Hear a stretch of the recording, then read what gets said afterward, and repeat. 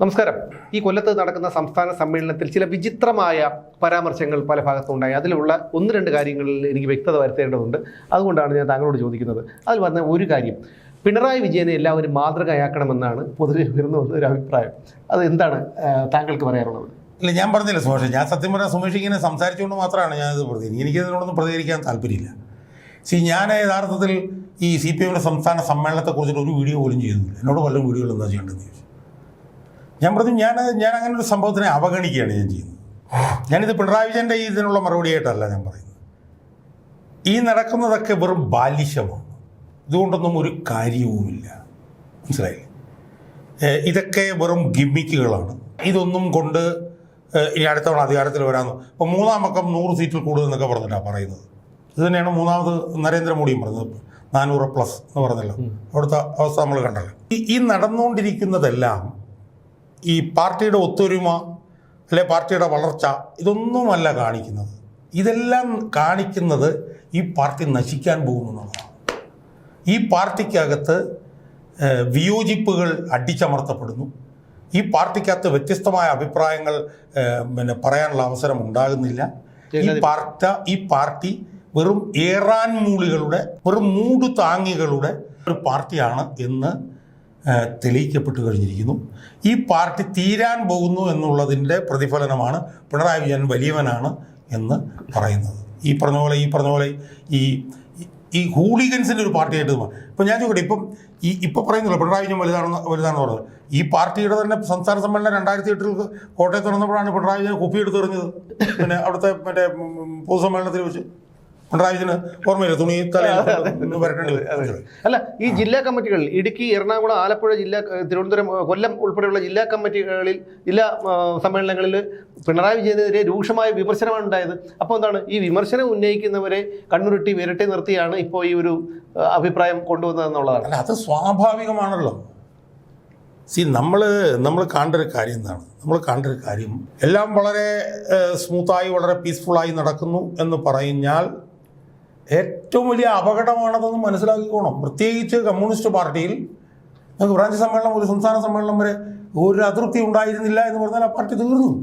അതാണ് communist party. ഇപ്പോൾ കോൺഗ്രസ് അങ്ങനെയല്ല, കമ്മ്യൂണിസ്റ്റ് പാർട്ടി അങ്ങനെയാണ്. അത് തീരും എന്നുള്ളത് 100% ഇപ്പോൾ ഈ സമ്മേളനങ്ങളിൽ നടക്കുന്ന ഓരോ സംഭവങ്ങളും നോക്കിയാൽ നമുക്ക് കാണാൻ കഴിയും. ഇനി ഞാൻ ഒരു കാര്യം പറയട്ടെ. അതായത് 2024 ലോക്സഭാ തെരഞ്ഞെടുപ്പിൽ വളരെ ഐക്യത്തോടു കൂടിയാണ് മുന്നോട്ട് പോയത്. ഒരു വിധത്തിലുള്ള അതൃപ്തി സ്വസ്ഥത ഉണ്ടായിരുന്നില്ല. എന്താ സംഭവിച്ചു?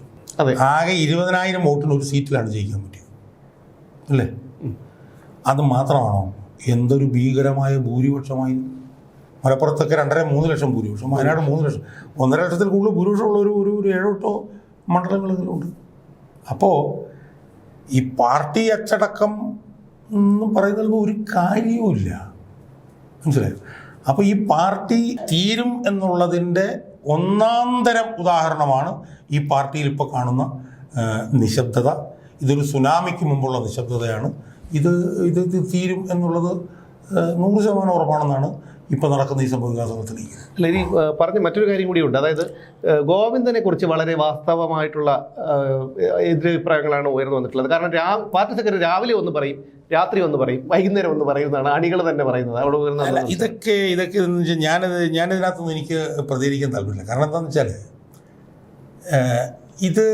ഇത് മാധ്യമങ്ങൾ റിപ്പോർട്ട് ചെയ്യുന്നതാണ്. ഈ മാധ്യമങ്ങളുടെ ഒരു അവസ്ഥ എന്താ? വെറും ഏറാൻ മൂളികളായി നിൽക്കുന്ന ഒരു വിഭാഗമായിട്ട് മാധ്യമം മാറിയില്ലേ? ഞാൻ നോക്കുമ്പോഴത്തേക്ക് ഒരുത്തൻ ഉണ്ടായ റിപ്പോർട്ടറിൽ ഒരുത്തൻ, അവൻ്റെ പേര് പോലും പറയാൻ, അവൻ പിന്നെ ഈ റെഡ് വോളണ്ടിയർമാരുടെ ജീപ്പിൽ കയറി ഇരുന്നിട്ട് പിന്നെ അതിനെക്കുറിച്ച് മനസ്സിലായി. അപ്പോൾ ഇത് ഇപ്പോഴത്തെ മാധ്യമ പ്രവർത്തനം എന്ന് പറഞ്ഞാൽ വെറും കൂട്ടിക്കൊടുപ്പായിട്ട് ഇത് മാറിയിരിക്കുകയാണ്. CPM-കാരൻ കൊടുക്കുന്ന കുറേ വാർത്തകൾ കൊണ്ടുവന്ന് ഇങ്ങനെ ഛർദ്ദിച്ച് വെക്കുക എന്നുള്ള നിലയിലേക്ക് അത് മാറിയിരിക്കുകയാണ്. ഗോവിന്ദൻ എന്താണെന്നും പിണറായി വിജയൻ എന്താണെന്നും ഈ പാർട്ടി എന്താണെന്നും ഈ പാർട്ടി എങ്ങോട്ടാണ് പോയിക്കൊണ്ടിരിക്കുന്നതൊക്കെ ജനം നല്ലപോലെ കണ്ടുകൊണ്ടിരിക്കുകയാണ്. അപ്പോൾ അതിനുള്ള തിരിച്ചടി എപ്പോൾ ജനത്തിന് കൊടുക്കാൻ പറ്റുമോ ജനം അത് കൊടുക്കും എന്നുള്ളതിൻ്റെ ഉത്തമ ഉദാഹരണമാണ് 2024. 2024 ജനങ്ങളുടെ മുമ്പിലെ ഏറ്റവും പ്രധാനപ്പെട്ട വിഷയം കേന്ദ്ര ഭരണവുമായിട്ട് ബന്ധപ്പെട്ടായിരുന്നില്ല, പിണറായി വിരുദ്ധതയായിരുന്നു. പിണറായി വിജയൻ്റെ നേതൃത്വത്തിൽ ഈ പാർട്ടി മുന്നോട്ട് പോകുന്നതിൻ്റെ ഗുണഭോക്താക്കൾ ഇവിടുത്തെ പ്രതിപക്ഷമായിരിക്കും യഥാർത്ഥം. നിങ്ങൾ ആലോചിച്ച് നോക്കും, ഇപ്പോൾ പിണറായി വിജയനെ ഈ സമ്മേളനം മാറ്റിയിട്ട് കുറച്ചുകൂടെ മെച്ചപ്പെട്ട ആരെങ്കിലും കൊണ്ടുവന്നിരുന്നെങ്കിൽ പ്രതിപക്ഷത്തിൻ്റെ അവസ്ഥ എന്താകുമായിരുന്നു? അല്ല, മെച്ചപ്പെട്ടവരാണ് വേട്ടെ. അല്ലല്ല, ഞാൻ പറഞ്ഞത് ഇപ്പോൾ തോമസ് ഐസക്കോ അല്ലെങ്കിൽ തോമസ് ഐസക്കോ എം എ ബേബിയോ അവർക്കൊക്കെ താരതമ്യേന പിണറായി വിജയനായിട്ട് നോക്കുമ്പോൾ കുറച്ച് മെച്ചപ്പെട്ട ഒരു പ്രതിച്ഛായാണ്. അപ്പോൾ അതുകൊണ്ട് പിണറായി വിജയനെ നിർത്തുന്നതിനെ മുന്നോട്ട് പോകട്ടെ, അതാണ് പ്രതിപക്ഷത്തിന് നല്ലത് എന്നാണ് എനിക്ക് തോന്നുന്നത്. എന്തായാലും ഒരു കാര്യം കൂടി പറയാതെ വയ്യ, നമ്മുടെ PP ദിവ്യയെ, കണ്ണൂർ ADM നവീൻ ബാബുവിൻ്റെ മരണവുമായി ബന്ധപ്പെട്ട് ജയിലിൽ കിടന്ന PP ദിവ്യയെ വേട്ടയാടാൻ വേണ്ടി എറിഞ്ഞു കൊടുത്തു എന്നൊക്കെയുള്ള ആരോപണങ്ങളൊക്കെ ഉയർന്നു വരുന്നുണ്ട്. അതായത് ഏത് തെമ്മാടിത്തരം കാണിച്ചാലും പാർട്ടി ഒപ്പമുണ്ട് എന്നുള്ളൊരു സൂചന കൂടി നൽകിക്കൊണ്ടാണ് ഇവിടെ കൊല്ലത്തെ സമ്മേളനം നടക്കുന്നത്.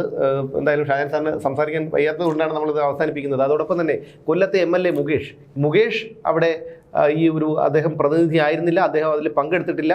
പക്ഷേ പാർട്ടി സെക്രട്ടറിയോട് ചോദിച്ചപ്പോൾ അദ്ദേഹം പറയുന്നത് നിങ്ങൾ കണ്ടുപിടിക്കൂ എന്നാണ് പറഞ്ഞത്. പാർട്ടി സെക്രട്ടറി എന്തൊരു അസംബന്ധമായിട്ടുള്ളൊരു ഉത്തരവാണെന്ന് നോക്കൂ. നിങ്ങൾ കണ്ടുപിടിക്കൂ. മുകേഷിനെ കണ്ടുപിടിക്കേണ്ടത് ഇവിടുത്തെ പൊതുജനങ്ങളുടെയോ അല്ലെങ്കിൽ മാധ്യമങ്ങളുടെയോ ഒന്നും ഉത്തരവാദിത്തമല്ല.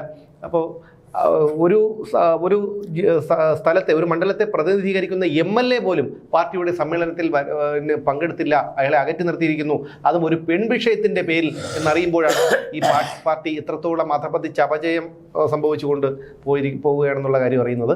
എന്തായാലും താങ്കൾ പറഞ്ഞതുപോലെ താങ്കളുടെ നാവ് പൊന്നായിരിക്കട്ടെ. ഈ പറയുന്ന ഒരു നശിച്ച പ്രസ്ഥാനം, നാട് നശീകരണ പ്രസ്ഥാനത്തിന് ഇനി അധികം ആയുസ്സില്ല.